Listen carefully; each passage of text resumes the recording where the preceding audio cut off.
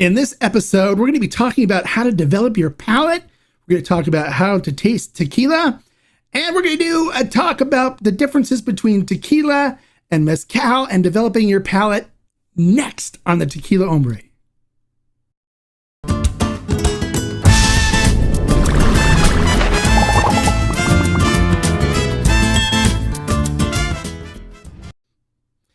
Welcome to this episode of the Tequila Hombre, where today we're going to be talking about how to develop your palate, how to do tastings of tequila, to try to recognize those flavors that are inside great tequilas, as well as we're going to do a little talk between the differences between tequila and mezcal too, and why you should look at both of them while you're developing your palate and not just focus on one.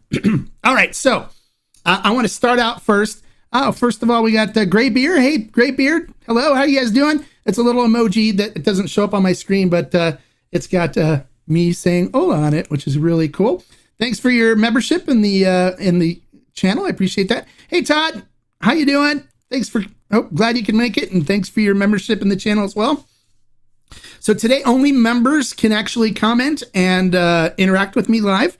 But if you have a question later, make sure you post it in the comments below after the video, and I'll be more than happy to talk to you about it. And don't forget, give me a like for the information I shared.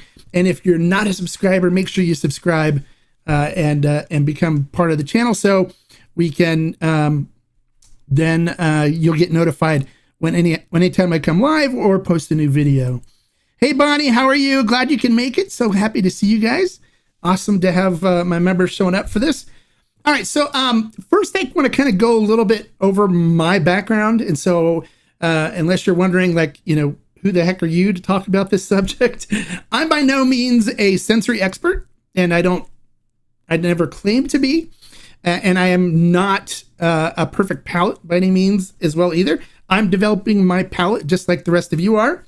But I do have some training, and I do have some experience that can definitely help you guys along in developing yours. And I just want to share some of the knowledge that's been shared with me by people that I trained with, as well as other people that I consult with and learn from through my experience. So my experience is I'm actually a national champion home brewer, and I know a lot of people have wanted me to confirm this. So I'm just going to show you real quick. This is, I won the gold medal in the national homebrew competition.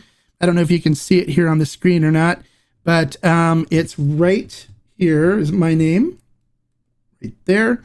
I won a gold medal for home brewing in the national homebrew competition. And so what does this mean as far as sensory and evaluations and stuff go? Well, I have experience with fermentation and learning about how using yeast and fermentation affects the flavor profiles of beer and such. And I was also a certified beer judge. And so in order to be a certified beer judge, you actually have to go through sensory training. And now the way the sensory training there works is they have you try all these different flavors that you're supposed to look for, and they teach you about how to identify them when evaluating a beer, and then being able to identify flaws in the beer, things that aren't supposed to be there that will show up, and stuff like that. So I've been through sensory training there. I've also been through culinary training. I'm not a chef, but I did go through some culinary classes where I learned from a trained chef on culinary things. And one of the things was developing your palate and how to identify flavors, and then also know how to incorporate those flavors into dishes when cooking. So I've got some sensory background and sensory experience. I had to get recertified every once in a while with the beer certification program as a judge. So I've been through some training, and I can give you guys some guidelines and some guides on how to improve your palate and grow your palate. All right, so the first thing that you guys should know is there's 5 basic flavors that human taste buds can sense, okay? Those 5 different flavors, base flavors, are umami, which if you're not familiar with the umami, it's basically a savory flavor, and it's basically associated with proteins like meats, but it's also like broccoli, mushrooms, other kind of earthy vegetables and stuff. So that falls under the category of umami. And umami is Japanese for like deliciousness or enhances deliciousness or something like that. The other four are sour, which I'm sure many of you are already aware of. Sweet, which of course you guys know about too. Salty, which I'm sure you guys know about as well. And bitter. Okay. So the combination of flavors, when you combine these 5 basic flavors in different ways, in different amounts, it actually forms the flavors that you taste when you're eating food or sensing, tasting spirits or beverages or anything. Those are what make up those are the basic flavors that make up the flavors that we sense while we are tasting things. All right, so let's talk a little bit about how to develop your palate. Now, the key thing to developing a palate is experiencing the flavors, okay? So what you want to do to develop your palate is taste everything, okay? Not poison, nothing that's not edible, but taste everything. And that means like when you're baking cookies, taste every single ingredient and get an idea of what each ingredient tastes like and what it's adding to whatever it is you're baking. When you're making food, taste the food bland, make sure it's cooked. You don't want to taste anything that's raw that could make you sick or anything, but taste the herbs and the spices that you're adding to it. You want to taste everything. And now even some people didn't even know this too, but this is true that when you go to a restaurant and they serve you a plate of food, everything on the plate should be edible. And in most places it is, but you want to be careful that they don't put something on your plate that isn't edible. But in most cases, it's edible. So even like the flowers, like the plumeria and stuff they may put on your plate, it's edible. Taste it. Taste it. Experience what it tastes like. You may not like it, but at least you'll know what it tastes like and you'll be able to identify it when you taste it in the future. So that's the key, okay? Taste everything. When you're baking something, if you taste all the spices that are going into it and be able to pick them out. And what I like to do when I taste them is when I mean taste them, don't just put them in your mouth, rub them between your fingers, smell them, and then taste them with your mouth, feel the texture in your mouth, and kind of just get a total understanding of what that flavor is like and where it comes from. That helps develop your palate. So when you taste it again, oh, okay, that tastes like this. And I mean, try everything. Fruits like pears, plums, cherries, raspberries, blueberries, everything, kiwis, you name it, cactus, fruit. I mean, try prickly fruit, try everything, prickly pears, whatever.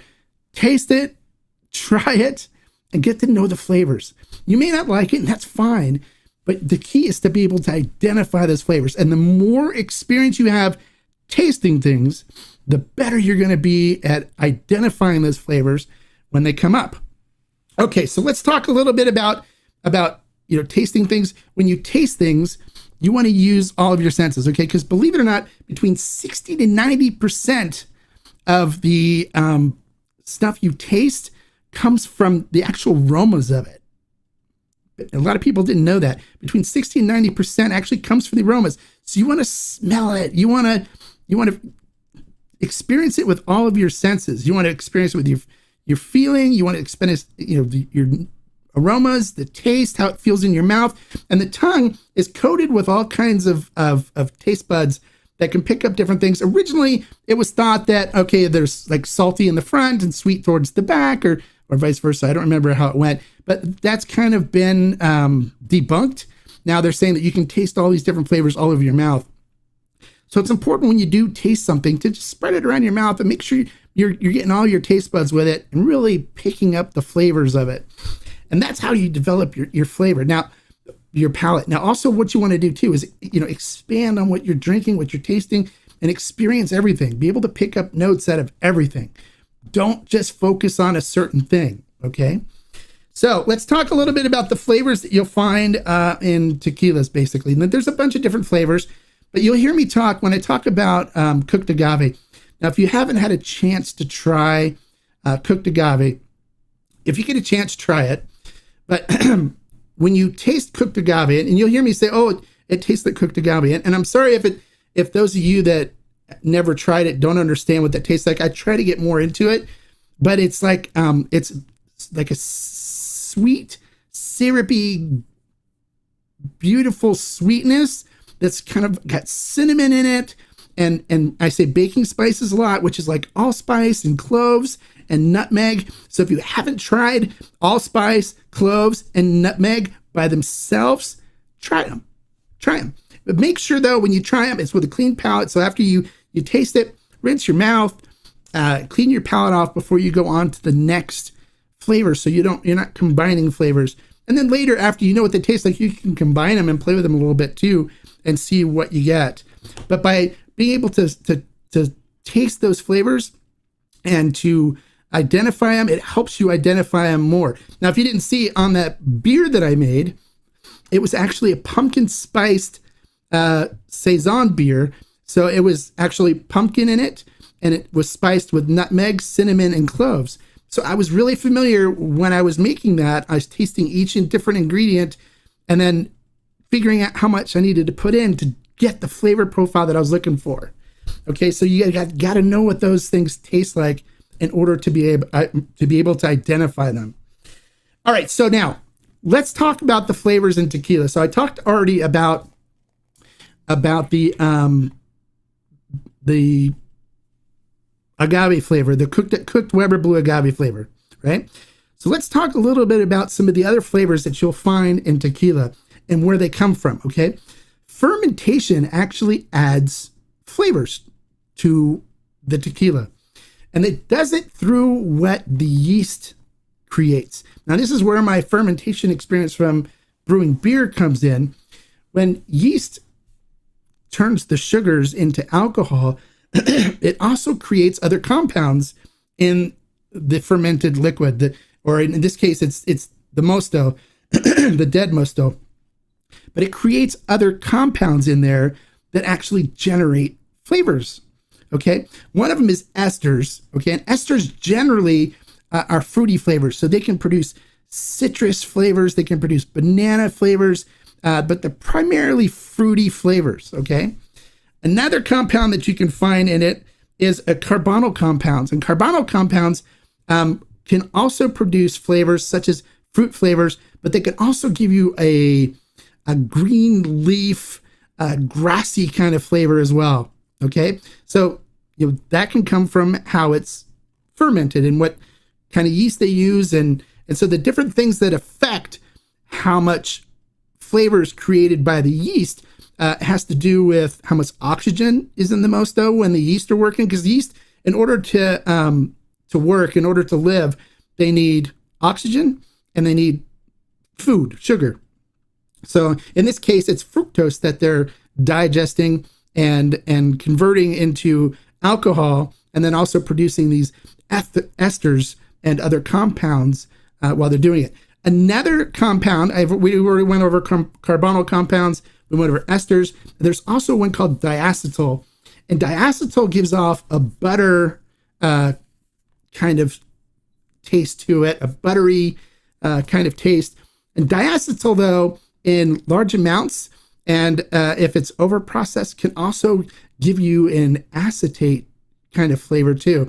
So those are the kind of things that you'll see when they talk about the heads coming off and smelling like nail polish. That's where some of these acetates are being eliminated in the distillation process. So these are some of the byproducts of fermentation. So depending on how they ferment, so what temperature they ferment at, how much oxygen is pumped into it when they're fermenting, before the yeast take off, what kind of yeast they're using, whether it's wild yeast that they're getting off of fruit trees, or whether it's pitched yeast like champagne yeast, or cultivated yeast on their own. Different yeast will produce different esters and different compounds.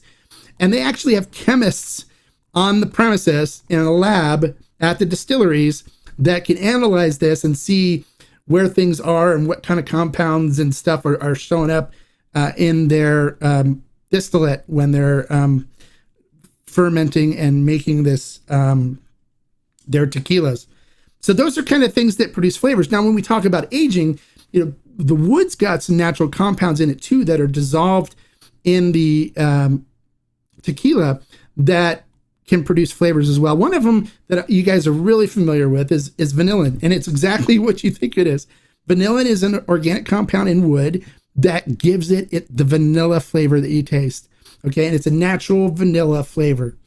So there's other things in there. The oak, has its own compound, and there's different things that it'll draw out of the wood that give it the flavors that you taste when you're tasting your aged, your reposado, your Neo, or your extra Neo. Okay, so all these compounds come together to form all these different flavors. And the more that you taste and experience in food and stuff out there, the more you'll be able to pick out the flavors and identify what you're tasting. Now, also understand that tasting is completely subjective. Okay, it's different people taste different things. People, because of their experiences, can identify different things. So don't feel like you have to have the same flavor notes as everybody else does, because yours is going to be based on how you're tasting it, what your taste buds are picking up, and then also your experiences in tasting things. So you may taste things that are completely different. When I do my tastings, I try to keep them to flavor notes that most people can identify and relate to. I don't get too deep into other notes and stuff that are there, but I try to keep it to what really pops out and what people can identify and relate to, so they can try to see if they can find them. And if I say plum, or if I say rock fruit, which is like a peach, or citrus, you guys will understand and know, okay, well, citrus is kind of a sweet, sour, tart kind of combination flavor. You guys can be able to try to sense it and relate to it as well. All right, so that's basically we're going to talk about on how to develop your palate. Let's talk about tasting tequila now, okay? And move on to the tasting portion. If you guys have questions more on flavors and stuff like that, feel free to comment and to also ask questions in the comment sections below afterwards. Hey, David, how are you, buddy? Thank you for joining us today. I appreciate it. And thanks for your membership in the channel. I appreciate it. All right, so let's talk about tasting tequila, okay? One of the things that's really important when you're tasting tequila and you want to be able to identify flavors and aromas and such is to select the right glass, okay? So the kind of glass that you want to look for is, I use the Denver and Liley agave glass, which is great. Now, what you want to look for is you want to look for something that's got a little bit of a bowl on the bottom, gives room for the spirit to spread around inside the glass and to open up. And then you want something that's going to kind of come up and direct the aromas and stuff towards your nose, and not too wide, because then you can actually miss things that way. But I like this because it has the bowl. It allows the spirit to come up, and then it directs it towards your nose at the top. So this is a great glass. Other glasses you can use, the Harita Stazel nosing glass is a very good glass to use as well. It's got a more of a smaller nose on it, smaller mouth, but it's got the bowl where it allows the spirit to breathe. And we'll go over, why it should breathe here in just a second. And then there's the Glencairn glass. This one is also used by a lot of people, and it's fine. Mine says G4 on it because I do love G4. And it's got the bowl, and then it's got a narrow mouth on the top that'll allow you to pick up the aromas and stuff coming out of it. And you can even use one like, this is a Libby tequila glass, which is fairly inexpensive. You can buy them on Amazon. This works too. It's got a wider base on it, so it allows the spirit to move around and to emit its aromas and stuff. And then it's got a wider mouth, so you can pick up the aromas and stuff without getting too much ethanol in the nose. This is also a good glass. Snifters, you can use snifters as well. You can use wine glasses. Just you want to move away from stuff that's thin and small, like shot glasses. You can use flutes too. I have the tequila flutes from Riedel. Those are very good to use as well. And there's also some wider flutes that you can find as well that work good for sensing tequilas and stuff. All right, so selecting the first glass is key for the first thing. Next thing you want to do is you want to make sure when you clean your glass that there's no detergent or residue left in the glass, because that can affect what you smell and what you taste. So you want to make sure your glass is clean. And when you clean the glass, you want to use a mild detergent to do it. And then you want to make sure the towel that you use to dry the glass is a clean towel. There was a time where I was just recently doing a tasting with a tequila company, and I kept smelling detergent. And so we actually had to go clean the glass again and select a different towel, because the towel was used where it had some type of cleaning dishwashing detergent or something on it. And I kept getting that smell. So we had to clean the glass again and make sure that when you smell the glass, it's got a neutral smell to it. It doesn't smell like anything.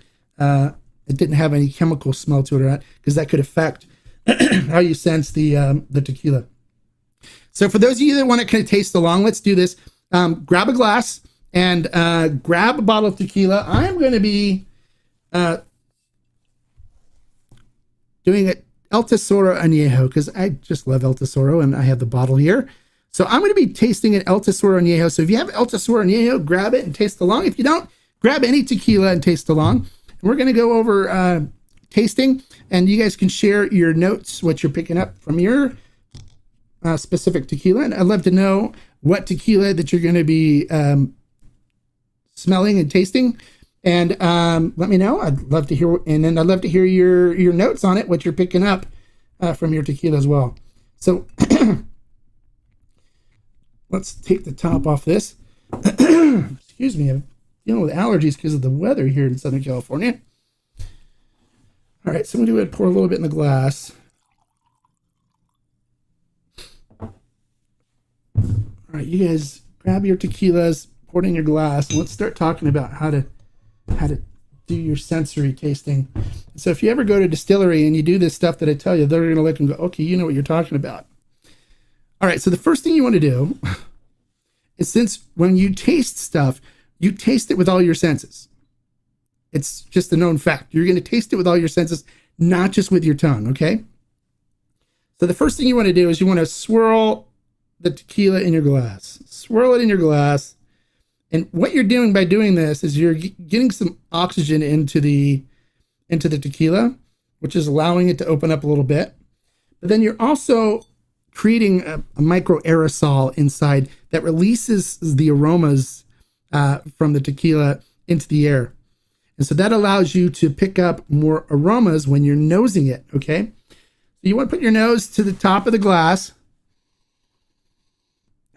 and you'll smell, and you'll start picking up notes from it. Now, you want to make sure when you do this, the tequila is room temperature. You don't want to chill it, because if you do, some of those aromas and stuff are not going to be aerosoled into the air, so you're not going to pick them up. They're going to be muted on your flavor profile as well.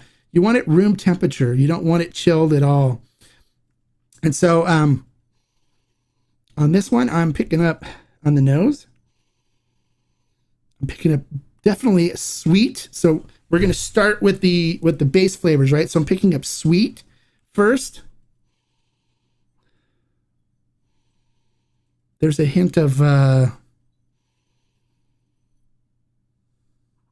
little bit of a sourness in there. So I'm working with the base flavors first, and I'm picking up a floralness too, which a combination of like of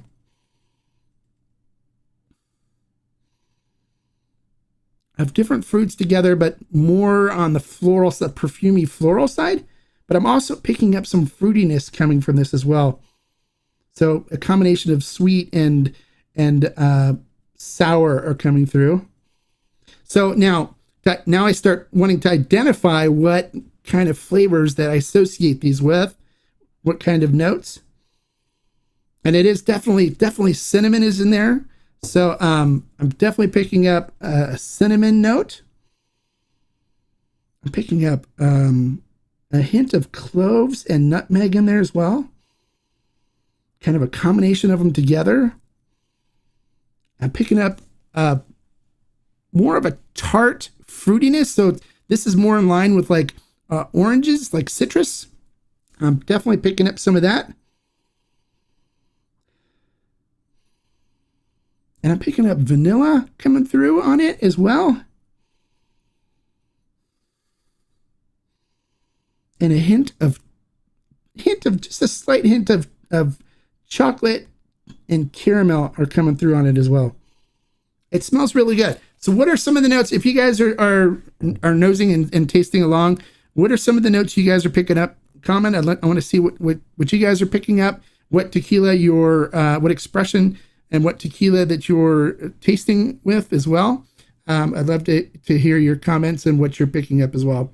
So that's how I kind of, when I do my tastings, that's what I'm doing when I'm smelling them, is I'm picking out the different notes. And if you just take some time and you think, okay, so when you taste, you want to look like we did first, right? We look at it, see what it's like. It's golden brown, coats the glass nicely. You want to smell, right? Which is what we're doing now. We're picking up the aromas. Okay, so the next thing we're going to do now is we're going to taste, okay? And so with tasting, we're going to incorporate more than just taste sense into this tasting part. So what we're going to do is we're going to start out by feeling the tequila with our tongues, okay? That's one thing that humans have that makes us interesting beings too, is that we can actually feel with our tongues. We can feel if it's smooth, if it's rough, if it's silky, if it's creamy, we can pick up different sensations with our tongue by feeling it. And that adds to the enjoyment and to the flavor that we're going to pick up as well. So we're going to feel it first with our tongue. So we're going to swish it all around our mouth. We're going to make sure we coat our mouth really well with the tequila. And then we're going to try to identify the flavors that our taste buds are picking up. So first you want to describe the mouthfeel, the way that you it feels in your mouth. And then we want to start picking out the different flavors that we're identifying in the tequila. Again, you want to do this with the tequila being at room temperature, okay?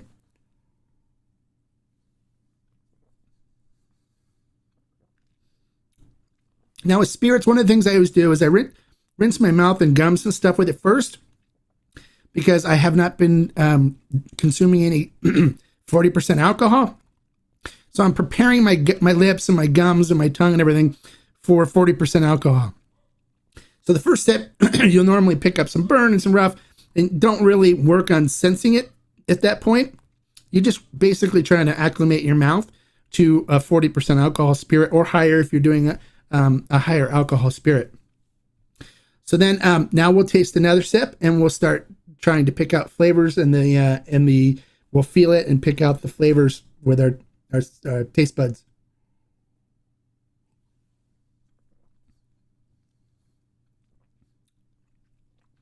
All right, this has got a nice silky smooth mouthfeel to it. On the flavor profile, I'm picking up definitely the cooked agave taste that I explained earlier. So baking spices and the sweet cinnamon flavors are coming through. Picking up a hint of citrus coming through as well. I'm picking up some pepper, some black peppercorn. And if you haven't tried black peppercorn, that's something you should taste as well by itself. And then I'm picking up some vanilla and some hints of sweet caramel on the finish. And then that taste of caramel just kind of lingers on your tongue and hangs for a while. And so some people want to know, well, how does that happen? Well, the compounds, the flavor compounds are sometimes in fatty acids, and those will cling to your tongue and stay there longer.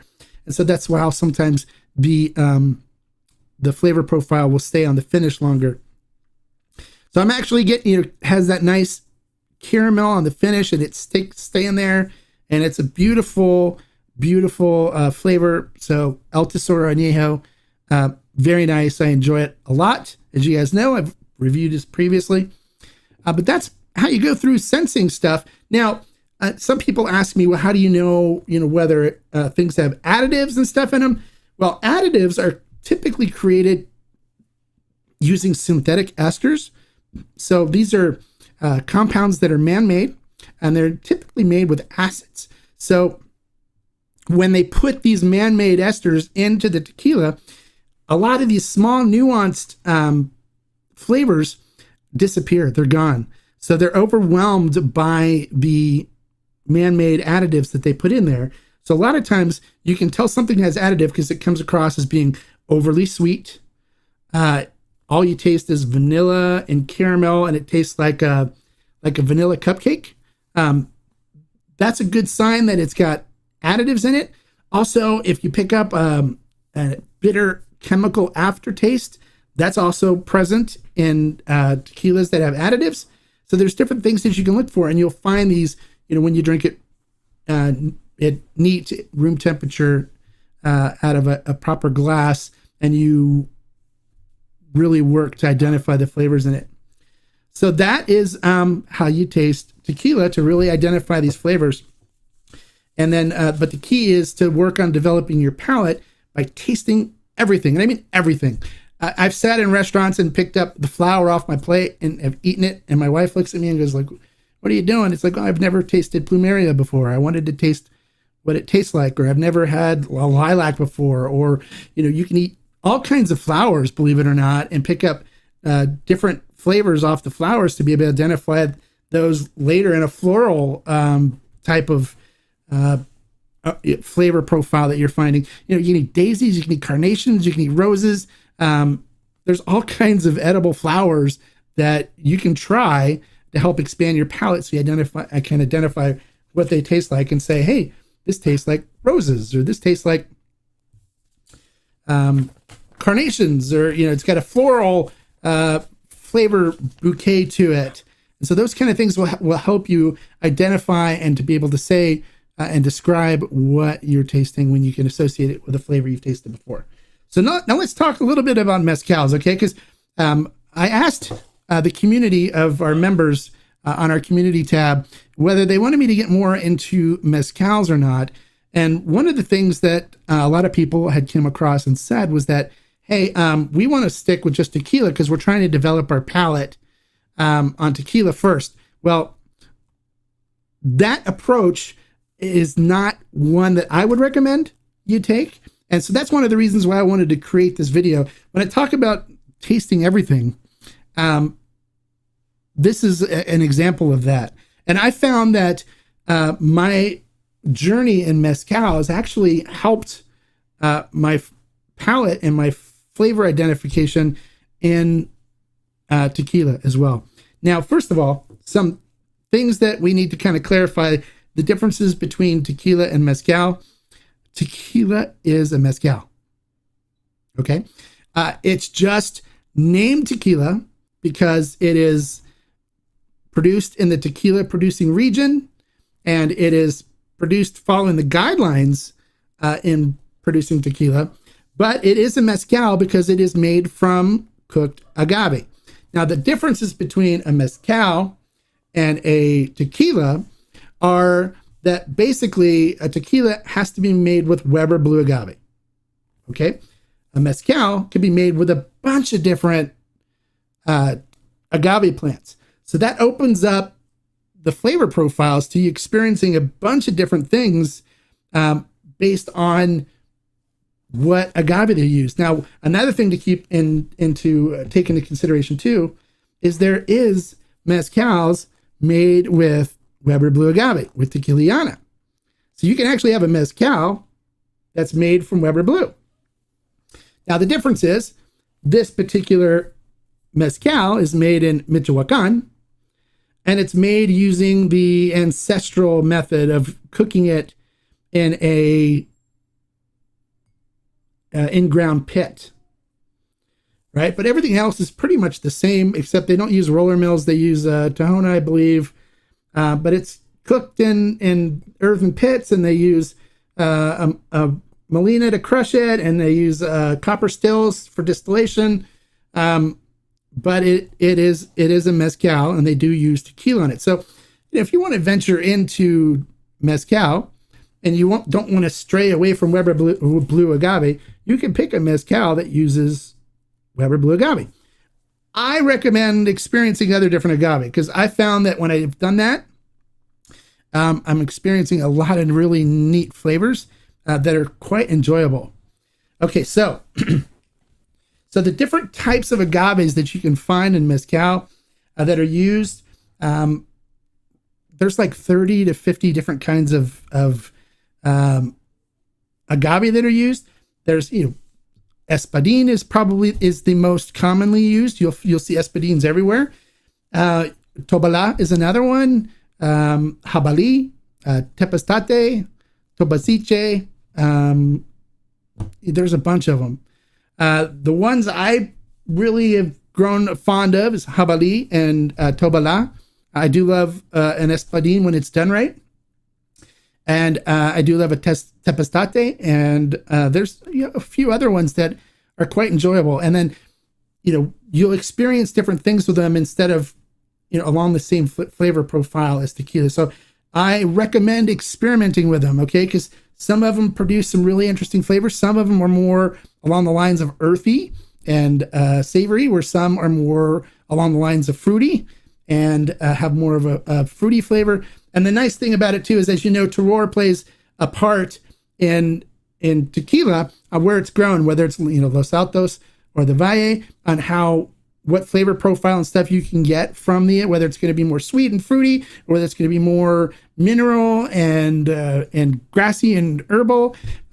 It plays a role. Well, the same here too, where a Weber Blue Agave from Michoacan is going to taste different than a Weber Blue Agave from Jalisco, because it's a different part of Mexico, grown in a different area. That agave is in different soil, dealing with a different climate, and it develops its own flavor profile. So, like this particular Tequiliana is made, in Michoacan, and with the agave that are grown there. And there's I even know some people in Durango that are using Weber Blue Agave and stuff. They actually make an agave nectar there that's actually very beautifully flavored. It's a wonderful agave nectar. I highly recommend it. So let's talk a little bit about the flavor profiles of. I had to take another sip of my Altasor here. Are any of you guys sipping along? Comment. Let me know if you've tasted tequila and what notes you're picking up, or you guys just watching. That's fine too. So let's talk about cleansing your palate. That's one thing we didn't talk about. When you're going from one spirit to another, it's always smart to cleanse your palate and refresh your palate. There's different ways you can do that, different things you can use to cleanse your palate. Water is a very big one. Just regular water is great. You want to rinse it around your mouth and clean up the palate really good. Neutralize any flavors that are on there. Try to make sure everything's gone. You can also use orange slices, lemon wedges. Some people use crackers, and bread are good as well. But you want to use unsalted crackers and dry bread. So just take a piece of American bread, nothing on it, and you can use that to cleanse your palate. Or like a saltine cracker that's not salted, that's just regular. Those are great too. Or just like a regular cracker that's doesn't have any butter on it, or not buttered flavor or anything like that. Just a plain cracker. And you can use that to cleanse your palate as well. You want to cleanse your palate, make sure you have none of those flavors from the previous spirit you've been drinking on it, and move on to your next one. So I'm going to be looking at, I'm not going to do the Weber Blue because I'm going to move on to the Tobala.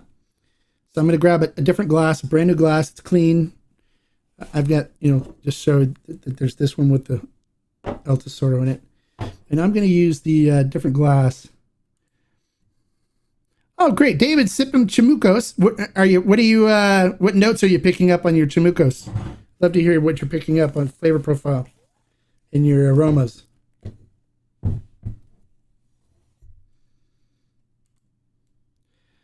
Sorry, just watching right now. Couldn't wait to try your Cascanas XA and had that a couple hours ago.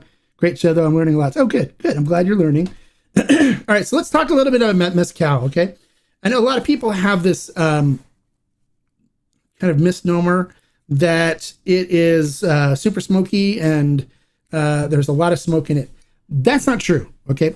There are some that are super smoky, and there are some that aren't, that are very little smoke to no smoke at all. Now, there's a saying along the lines for Mezcal drinkers is that when somebody says, I don't like Mezcal, and the answer typically to that is because you haven't found the one you liked yet. There's so many different flavor profiles and so many different experiences that you can get from a Mezcal. You're guaranteed that you can find one that you like if you kind of, after tasting, let somebody know what you thought about that one, and then they can guide you to one that can be more along your flavor profile and what you're looking for. There's so many different Mezcals out there with so many different interesting flavor profiles that you just need to find the right one. And part of the journey is trying to do that. So this is, I'm doing a Tobala, and this is from Pluma Negra. I really enjoy this brand. One thing I recommend when jumping into the world of Mezcal is to look for a higher proof one. Don't look for a 40%. When it's 40%, it's diluted, and you won't get as much of the beautiful agave flavors. So this one's 48%. And I'll give you an example of that too. There is I have El Bujo, and I had the old El Bujo, which was like, I think 40% or 42%, something like that. It was a low 40%. And that was okay. And then they came out with a 90 proof of 45%. Lots better. I enjoyed the 45% a lot more than the other one because the agave really comes through and you're really picking up nice fruit notes and stuff too. And it's not as muted as in the 40%. So look for one that's a higher proof. A 48% is good. Somewhere in the 50s is good too. 51 or 50%, 52% is good, but just understand it's going to be a higher proof alcohol. This one's 48 for a Tobala. So we're going to go through the tasting process on this like we did with the tequila. So first we're going to swirl it, kind of let it open up a little bit, get some of those aerosols for the aromas in the nose on it coming out. And then we're going to look at it in the glass because we're going to taste with our eyes as well. And so it coats the glass beautifully. You can see those wonderful tears and legs coming down the glass. So you know it's going to have a little bit of an oily, creamy mouthfeel to it. Hopefully it should get your mouth salivating a little bit if you like that. And then looking at the color and stuff on it is crystal clear. It looks beautiful, right? So then now we've got it swirled. We can swirl it a little more if you want. Get those aromas up in the air. And we're going to put our nose to this and see what we find, right? Ooh, okay. So I'm picking up a little bit of smoke, not a whole lot. But mixed in there too is a nice fruitiness coming through. Now this one, with the fruitiness on these, it's a mixture of different fruitinesses, which is really kind of cool. So there's like a tart fruitiness, as well as a sweet fruitiness. So this is more on the lines of like a tropical fruit, like a pineapple. You know how when you bite into a pineapple, it's got that sour kind of taste in there along with a sweetness that makes it tart, right? It makes it a tart taste, but it's not super sour. That's what I'm kind of picking up in this, more of like a tropical fruit kind of nose on it. So it's like a pineapple kind of nose. I'm actually picking up a little bit of banana as well. It has that sweet banana kind of nose to it. And that could come from the esters from fermenting because so some of the esters that are created are in line with banana. So I'm picking up kind of tropical fruits like banana and pineapple. Just a little hint of smoke in the background, not a whole lot. But it smells really good. I love the fruitiness on this. It's really shining through a lot. So let's see what we get on the flavor profile.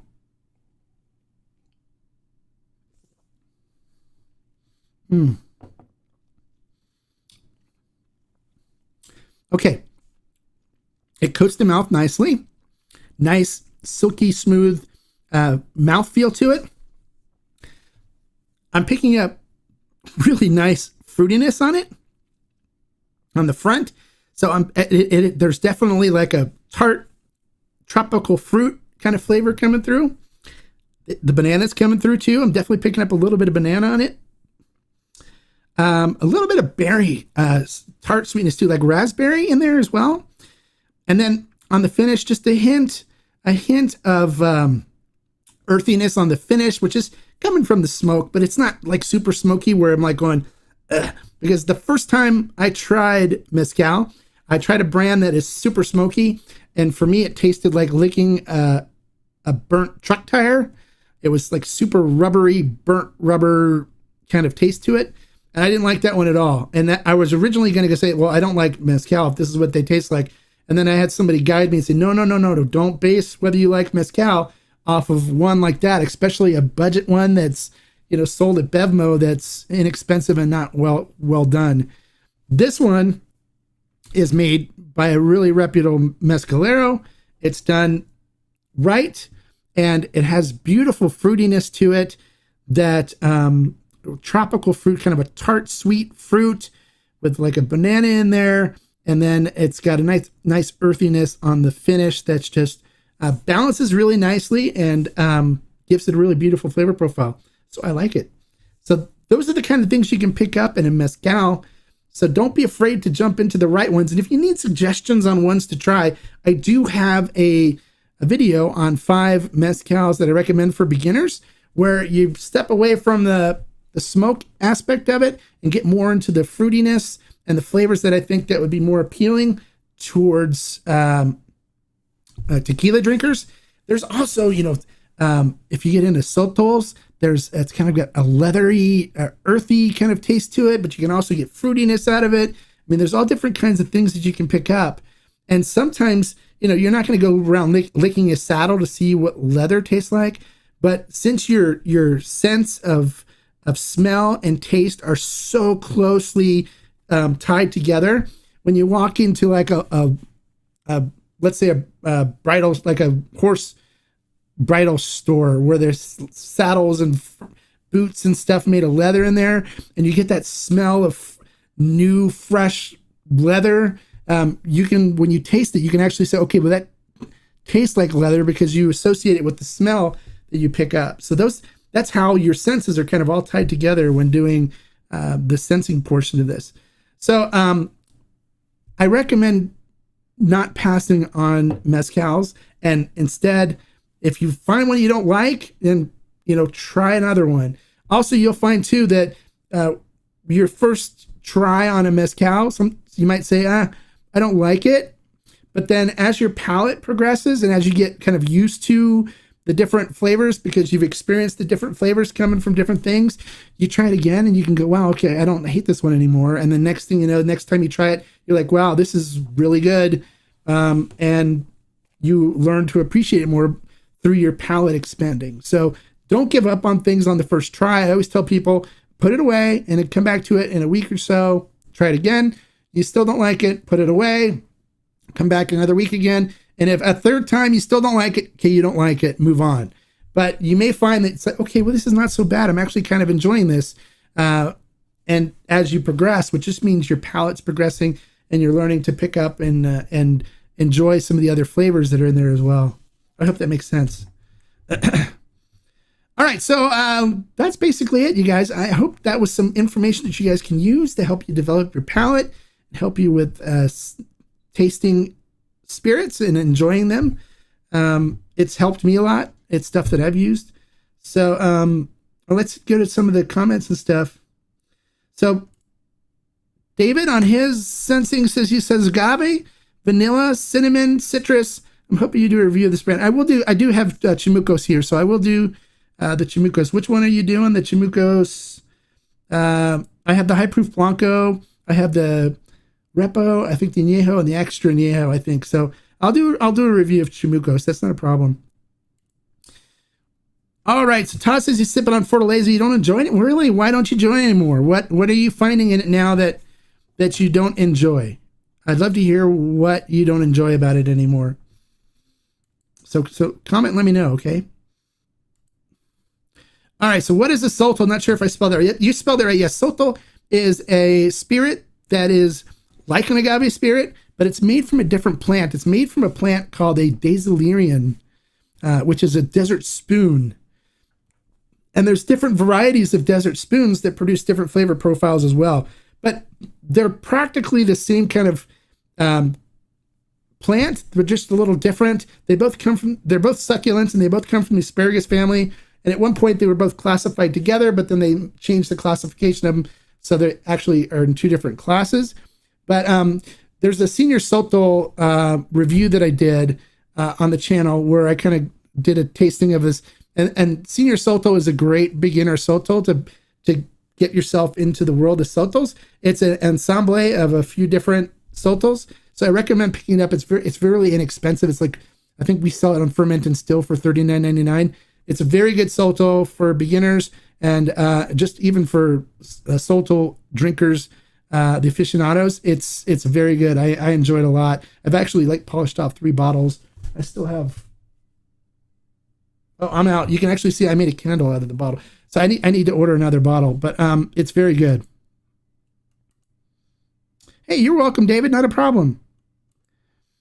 It seems bitter. Okay, well, is this a different bottle, or you went back to a same bottle and it seems more bitter?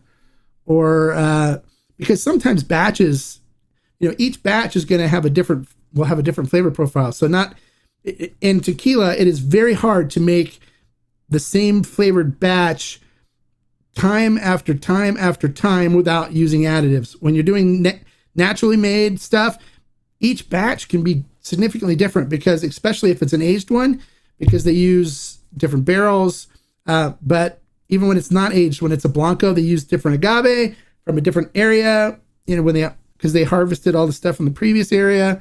And so each batch, and then the yeast to the wild yeast can be different depending on the season. So each batch can be different. So you could taste a batch of Fortaleza Blanco and love it, and then buy a bottle 6 months later from a different batch and try it and go, oh, this one doesn't taste as good. They're not going to taste the same out of every batch. And that's one of the reasons why Fortaleza puts the load on the back, because you'll know then what batch that came from. And if you don't like it from that batch, then stay away from that batch. And once that batch is sold out at the store, then try the next batch and see if it's better for you. So and since it's such a small batch coming out of Fortaleza, their loads go pretty quick because people buy it a lot. So try the next load and see if it's. You said the bar has been set so high with Ray Saul and Cuscanas, it's hard to go back and enjoy tequila. Yeah, well, those two are great tequilas. I have to agree on that. But you're doing a different expression from Fortaleza, because they don't make an XA. So are you doing an Añejo or a Blanco, or what are you tasting from Fortaleza?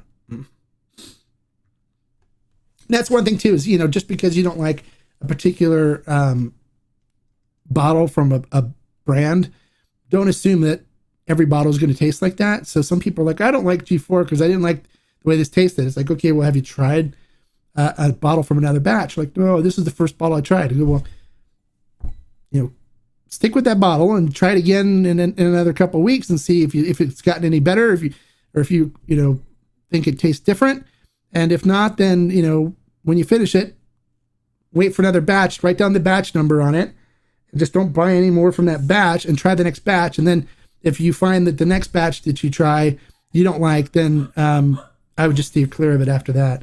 But you got to give it at least 2 batches to try.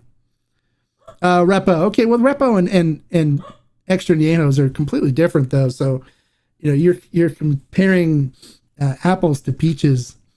Yeah, it is different. but although Raysol is a Altos, a Highlands agave extra añejo, Cascanes is a Valle, but the flavors that are coming through on Cascanes are from that special barrel that we did on the barrel buy. So it's going to be a little different. I'm new to all this, but for me, I like sipping my tequila before I eat, because after I eat a meal, I tend to not enjoy the taste of tequila as much. Yeah, that's normal. It could just be because of what you were eating. You want to make sure, after you eat, if you want to really enjoy the flavor of it, cleanse your palate. And one way that, for dessert, a good cleansing palate cleanser is sorbet. So if you are planning on having a tequila after dinner, try a berry sorbet or something as a palate cleanser after your meal.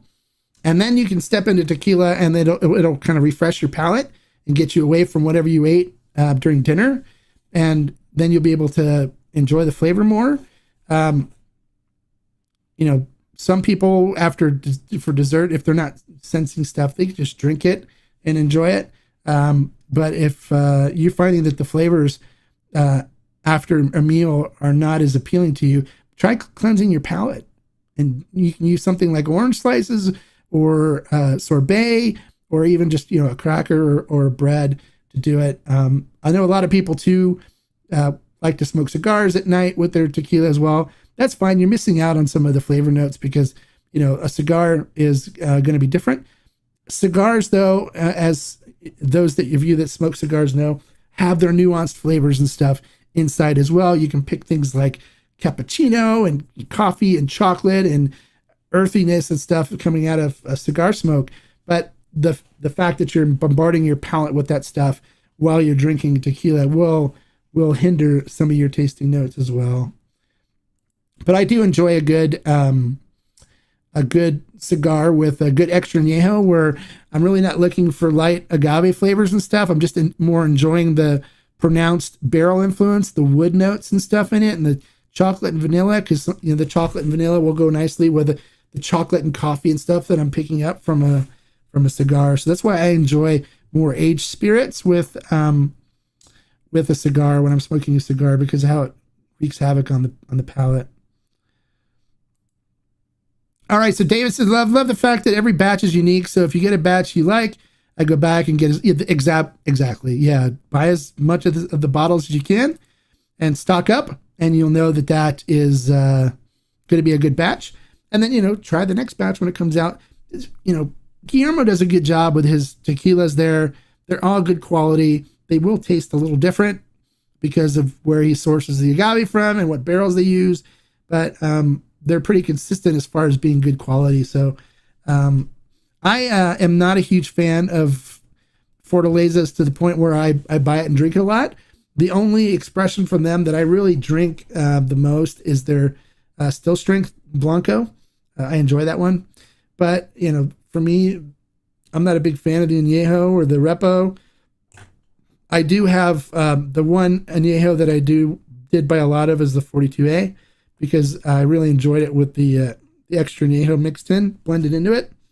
It's just has a really nice flavor profile. And what I'll do sometimes too is with the Fortaleza añejo or the even 42A, because you mix it half and half with the still strength, and it really makes the flavors from the wood and stuff pop on it. So that's kind of an interesting try too, is to create your own Joven with it as well. It creates an interesting flavor profile with it. So there you go, guys. Hopefully you enjoy this information that I'm sharing with you on tasting and evaluating tequila and identifying flavors. Hopefully it's been, educational for you. If you like the information I've talked about, please click the like button below and show that you liked it. If you're not a subscriber, please click the subscribe button. I'd love to see you on future live streams. And then also it'll let you know when I post videos and go live here on the channel, so you won't miss anything. And then for those of you that are members, thank you for your membership. And we'll be doing some really cool things for you guys. And if you're interested in it, maybe too, we can do some member tastings where we'll select a tequila and I'll do tastings of them together. We'll call it kind of like tasting with the hombre. Is that something that you guys would like to do? If so, comment, let me know right now here while I'm sitting here.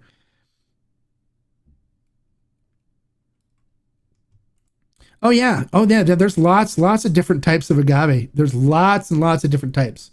Yeah. There's, and when you look at mezcals, you know, when you see something like, you know, there's Tobala, it says the type of agave on the top, right? So when you look at this, you can see Tobala. Let's see if I can get to focus. There it is, Tobala. So that tells you the type of agave. There's Tepestate, there's Jabali, there's Quiche, or Quiche, however you pronounce it. There's Tobasiche, there's Cuprieta. I mean, there's all kinds of different types of agave that have different flavor profiles, which just makes it wonderful. The only bad thing about it is you can spend tons of money on mezcal trying to go through and try all these different expressions and different brands and how they do their expressions. And it's an interesting journey, but it can cost a lot of money on doing something like that. All right, so Graybeard says, something else I've noticed is my first tasting of a tequila isn't always great. However, when I try it again on another day, it's much. There you go. Yes, sometimes it happens. Sometimes you just have to let it breathe to really allow it to express itself. Especially if it's like bottled immediately after aging and not given some time to rest in a glass or stainless container before they bottle it.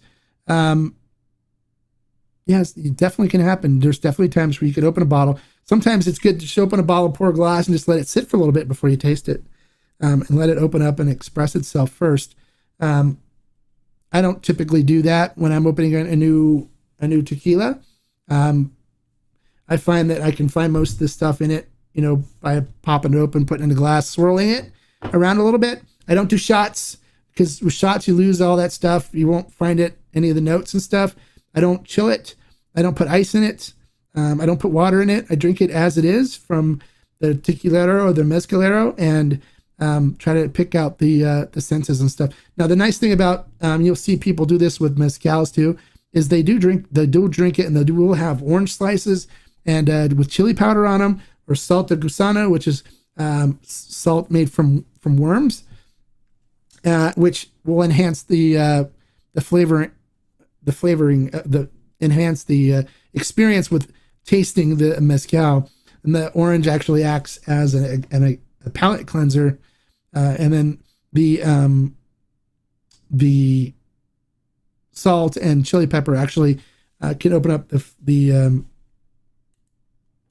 taste buds. Salt enhances flavors, so whenever time you add salt to something, it will enhance the flavors. But you want to be careful not to use salt or have salty things, because it will enhance some flavors and totally wipe out others. So when you do something with salt, you could lose some of the other flavors on the flavor profile, because the salts will be enhancing some of the other ones in there and making them more pronounced, and the other more subtle flavors will disappear. And so I don't like to have salt, but sometimes I will have a citrus with a mezcal, have an orange slices to cleanse the palate if I'm tasting multiple different mezcals. All right, you guys. So hopefully you've enjoyed this information, and it's been helpful for you guys. And if so, give me a like I said before. And until next time, like I always say, remember, life is too short to drink bad tequila and mezcal. So find the good stuff, and if you need help, I'm here to help. We'll see you guys on Friday. We're going to do a review of a new tequila. So I hope to see you guys on Friday. And until then, be well. Bye, guys.